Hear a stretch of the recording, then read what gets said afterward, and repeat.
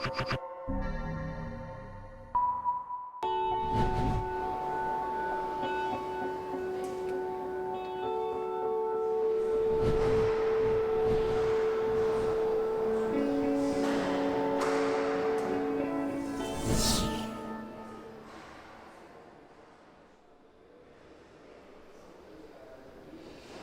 je suis un vieux militant de l'hôpital public puisque ça fait 40 ans que je travaille dans l'hôpital public, donc où j'ai vu un certain nombre de dégradations de conditions de travail.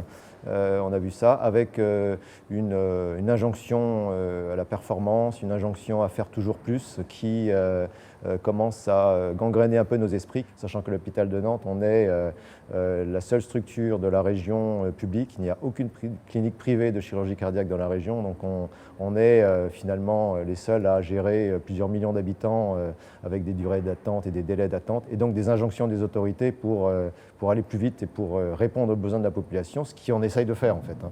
De ce fait d'y avoir beaucoup de gens qui viennent pour répondre à leurs besoins, donc on va dire un besoin primaire qui va être l'urgence vitale, mais la porte des urgences c'est aussi là pour régler tout ce qui est problèmes sociaux. On ne se ment pas, vu qu'il n'y a pas de budget qui est mis dans le social, et c'est repoussé sur l'hôpital public. Et en fait, on s'aperçoit qu'en un minimum de temps, dans un endroit clos, il y a trop de personnes qui sont au même endroit et qui se sentent en fait pas du tout pris en charge avec une égalité. Donc, on va se retrouver avec des scènes de violence. À ça, vous rajoutez le manque de personnel, donc du coup, complètement cette déshumanisation qui est vraiment bien vécue, ce côté de solitude malgré le fait d'être aux urgences, eh bien, vous avez des gens qui vous tapent, des gens qui vous insultent, vous avez une perte de chance au niveau de la prise en charge, parce que qui dit moins de personnel dit forcément plus d'attente pour les patients, qui dit du coup une perte de chance, voire la mort, et ça nous est souvent arrivé dans nos services d'urgence. Et on en vient vraiment à se poser la question, quel est le devenir de l'hôpital public, qui est quand même le fondement de notre société et qui est l'or au niveau du soin. C'est le souci que nous avons dans notre pratique quotidienne à l'hôpital public, de voir notre champ de travail, notre milieu se dégrader petit à petit et d'être en proie à une sorte de mouvement très structuré et politiquement très puissant de transformation d'un esprit, d'un hôpital public, d'un service public à la population vers une entreprise qui a des soucis plutôt de management de la santé plutôt que du patient et de son destin. Curieusement, au bout de 30 ans, dans l'ensemble de l'hôpital, on sent quand même qu'il y a eu une perte, en tout cas qu'on dira pouvoir, des services, des soignants, qui n'en avaient déjà probablement pas beaucoup quand même, mais en tout cas une perte de l'écoute dans nos problématiques quotidiennes auprès des administrations, et ça clairement. Moi je le vois depuis les années 2000-2010, et très clairement avec l'arrivée notamment dans notre hôpital d'une nouvelle direction, des personnes qui sont formées très différemment que les personnes précédentes. On avait vraiment jusqu'en 2010 à notre disposition une administration qui faisait attention à ce qu'on fait, qui essayait de nous soutenir, qui nous posait aussi des obstacles quand les limites étaient là, notamment financiers, etc., mais qui discutait, qui était en contact avec nous. Et avec la loi HPST, les choses ont changé et la direction, une fois partie, le précédent directeur, il connaissait le soin, il savait ce que c'est les enfants en difficulté, les familles. Il était d'origine éducateur spécialisé et puis il est devenu directeur, mais très soucieux des pratiques qu'on faisait. Et avec la direction managériale nouvelle, on a affaire à des gens qui non seulement ne connaissent rien à l'hôpital, ils peuvent venir, je ne sais pas, par exemple de l'administration pénitentiaire ou d'une entreprise ou d'une collectivité territoriale, mais qui ne savent rien à la santé et qui ne veulent rien savoir à la santé. Quand, par exemple, on organise un colloque, on a fait ça en 2019 sur notre pratique particulière un peu de psychiatrie, il y avait 0 administratif qui soit venu pour écouter, pour apprendre, pour se familiariser. Voilà.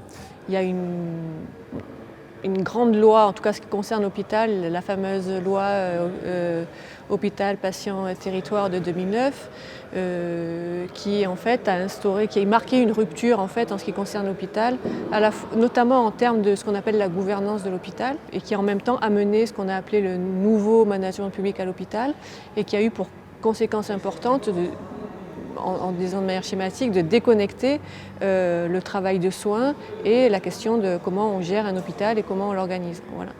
Et puis surtout, ça a été une coupure franche avec la gouvernance telle qu'elle était auparavant, qui n'était pas d'ailleurs forcément absolument celle qu'il faudrait réinventer aujourd'hui, hein, puisque c'était une gouvernance où il y avait un partage des pouvoirs entre la direction, la commission médicale d'établissement, qui est le pouvoir médical en fait, et puis le conseil d'administration, où siégeaient en particulier les élus, mais pas seulement, enfin au niveau municipal en fait. Et donc cette loi-là a mis un stop à ce genre d'organisation, pour des tas de raisons sur lesquelles on pourrait revenir, et a donné tout pouvoir en fait aux directeurs d'hôpitaux, et en même temps a imposé ce qu'on appelle le nouveau management public. De toute évidence, l'introduction du New Public Management, comme on dit, c'est-à-dire des méthodes d'organisation bureaucratique et taylorienne du travail dans le secteur du soin, qui date des années 2000, avec en particulier la tarification à l'activité, mais aussi tous les processus de certification, d'accréditation, qui obligent à un reporting permanent des actes par les soignants, à une traçabilité permanente, une inflation de travail de collecte de données qui éloigne les soignants de l'acte de soins et qui les soumet à un contrôle, pas seulement un contrôle budgétaire, mais un contrôle de leur activité, un contrôle très étroit de leur activité. C'est là la principale cause de ce que vivent les soignants en termes d'intensification du travail, puisqu'il faut qu'ils fassent, en plus du travail de soins, il faut qu'ils fassent tout le travail de reporting, le travail bureaucratique, et de perte de sens, d'incapacité à maintenir une relation de qualité avec les patients. Donc voilà, on a eu un empilement de couches administratives depuis des années et des années, ce qui fait qu'on est complètement pris par ça, on est de moins en moins disponible pour les patients.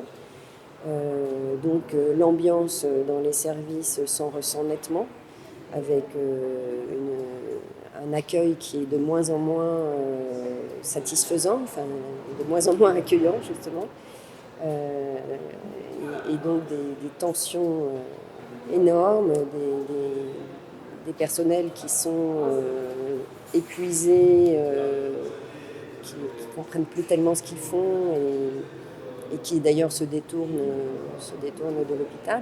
Il y a quand même beaucoup de gens qui quittent l'hôpital, et notamment des psychiatres, une fuite vraiment en masse. J'ai travaillé pendant 6 ans à Édouard-Toulouse, donc en hôpital psychiatrique, en tant qu'éducateur.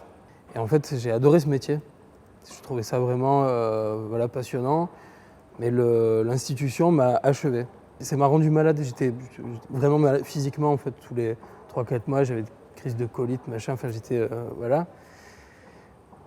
Et en fait, au moment où j'ai arrêté, tout ça a disparu. Personnellement, en tant que responsable des enquêtes sur le travail et la santé au travail au ministère du Travail, j'ai constaté depuis 20 ans maintenant que la situation des conditions de travail, de la santé des soignants est la pire de tous les travailleurs en France, et de loin, et que ça se dégrade, alors que ça a eu plutôt tendance à s'améliorer légèrement ces dernières années dans d'autres secteurs. Pour le secteur de la santé, ça a continué à se dégrader en termes d'intensification du travail, de perte de sens du travail. Les enquêtes le montrent. Donc, il y a vraiment une situation qui est intenable pour les soignants, pour les patients et donc pour l'ensemble de la société. La situation va être dramatique. Les gens pensent que ça va être toujours le monde d'avant. Non, l'hôpital ne va plus être, avec les réformes qu'il a subies, l'hôpital qu'il a été. Et que là, pour l'histoire par exemple du Covid, on a tenu, mais là on craque. On a tiré sur la corde.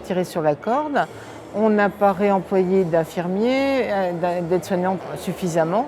Il y a des services entiers qui sont fermés par manque de médecins ou d'infirmières cet été ou d'aides-soignantes. En plus, il y a des politiques de fermeture de lits qui se poursuivent. Les gens sont dégoûtés de travailler à l'hôpital, il y en a beaucoup qui partent. et les mesures prises par le gouvernement ne font que reconduire la situation sans modifier d'aucune façon l'organisation des soins qui est aujourd'hui la principale cause de la catastrophe que connaissent les soignants et les patients dans ce système. Chaque service est juste un peu en concurrence et donc ça, effectivement, cette réflexion sur cette mise en concurrence, notamment par les lois récentes de l'hôpital de l'HPST par exemple, cette mise en concurrence de services à l'intérieur d'un même hôpital pour avoir les meilleurs budgets ou avec les cliniques commerciales est pour moi totalement délétère et cette réflexion sur les communs pourrait effectivement peut-être réaméliorer et puis mettre à la poubelle cette volonté, cette nécessité de concurrence idiote selon des principes qu'on connaît tous, le néolibéralisme économique en tout cas. C'est vraiment par le budget à l'hôpital et le poids qu'a pris l'administration depuis cette fameuse loi de 2009, la HPST, qui est sous le gouvernement Sarkozy. C'est vraiment à partir de ce moment-là où l'administration a complètement évincé les soignants, enfin les médecins, parce qu'avant c'était les médecins qui avaient plutôt le pouvoir par le biais de la commission médicale d'établissement avec le maire, et maintenant c'est vraiment l'administration qui est toute puissante. Et donc on voit des médecins enfin pas que des médecins, mais des soignants qui s'en vont en fait des hôpitaux parce qu'ils n'arrivent pas à obtenir les postes qu'ils veulent, les conditions de travail se dégradent de plus en plus. Mais on parle moins de la médecine de ville qui est dans une situation assez proche en fait, et qui subit aussi la dégradation de l'hôpital, parce que quand vous ne pouvez plus adresser vos patients spécialistes, il faut 1 an pour avoir un rendez-vous, vous ne pouvez plus faire hospitaliser les patients parce qu'il n'y a jamais de lit libre, les urgences, les patients ils peuvent rester jusqu'à 72 heures sur un brancard. Enfin, très concrètement, pour le dire assez brutalement, c'est une contrainte budgétaire, c'est-à-dire que l'objectif a été de réduire les coûts de santé. Donc du côté de ce qu'on pourrait appeler les soins ambulatoires de premier recours, médecins, infirmiers, kinés, ça a été de limiter le nombre de soignants, en fait, notamment les médecins généralistes, par le biais du fameux numerus clausus, où c'est le gouvernement qui choisit chaque année combien de nouveaux médecins on va former. Et ça a été volontaire. Depuis le début des années 2000, il faut quand même le savoir, le Conseil de l'Ordre dit attention, on va à la catastrophe. Et le Conseil de l'Ordre, ce n'est pas un organisme très progressiste en général, il n'est pas révolutionnaire, mais il dit attention, on va à la catastrophe, il faut remonter le numerus clausus. Ça n'a pas été fait. Donc, on va dire on a bouché les trous pendant un moment, mais là, ça y est, on arrive vraiment au moment où c'est extrêmement compliqué. Mais c'est un processus quand même qui dure depuis 20-30 ans. On est dans une situation assez compliquée sur le plan de la démographie médicale qui est vraiment en berne. Donc une charge de travail qui augmente, des cabinets qui ferment aux alentours, qui ne sont pas repris. Donc vraiment des problématiques assez inquiétantes sur le plan de l'accès aux soins pour toute la population du territoire. Vous arrivez dans un quartier où il est difficile, où les gens, dès 6 h du matin, font la queue chez son généraliste. C'est pas concevable qu'à Castellane, vous n'ayez plus de médecin généraliste, c'est 6 000 habitants quand même dans le 15e arrondissement de Marseille. C'est pas concevable que dans le 14e, autour de la Bussurine ou autre, vous n'ayez pas la possibilité de créer des structures. Parce que la santé, maintenant, c'est simplement une machine à sous. Et ça ne marchera pas. Parce que la santé, c'est pas possible d'être réduit à une simple activité financière qu'il faut rendre rentable. L'hôpital public lui-même n'est pas, à proprement parler, financiarisé. Il n'est pas privatisé, il ne sert pas des dividendes aux actionnaires, mais il est financiarisé au sens où il est sous la pression des agences de notation qui vont scruter les déficits des États et sanctionner les États qui ne prendraient pas les mesures nécessaires pour réduire ou contenir au maximum les dépenses publiques. Et donc, si une agence de notation dégrade la note d'un État, ça veut dire augmentation des taux d'intérêt, donc coût budgétaire important. Et donc cette discipline des marchés financiers, indiscutablement, même si les hôpitaux restent publics, dans leur grande majorité, pèse sur le fonctionnement quotidien des structures hospitalières. Donc oui, ce n'est pas une financiarisation au sens d'une privatisation, mais c'est l'introduction d'une logique financière via la pression des agences de notation et des marchés financiers sur les États. Et donc finalement on a financement et nouveau financement et nouvelle gouvernance qui vont en fait marquer une rupture très significative et qui va permettre d'expliquer la situation dans laquelle on se trouve aujourd'hui en ce qui concerne l'hôpital.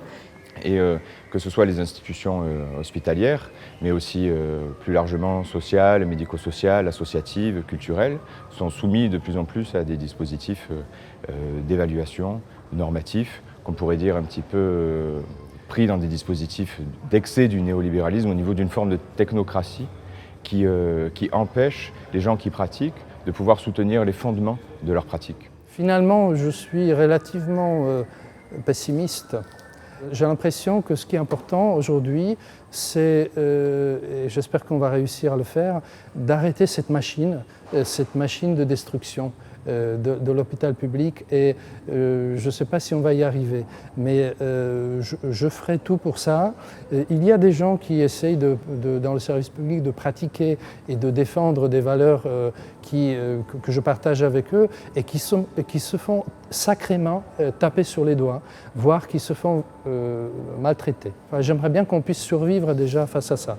Et puis ensuite, je pense que c'est surtout les changements politiques qui dépassent un peu ce que nous pouvons faire et qui nous permettront d'aller plus loin ou non. De toute façon, l'impasse du système hospitalier actuel est tellement évidente qu'il va bien falloir trouver des solutions.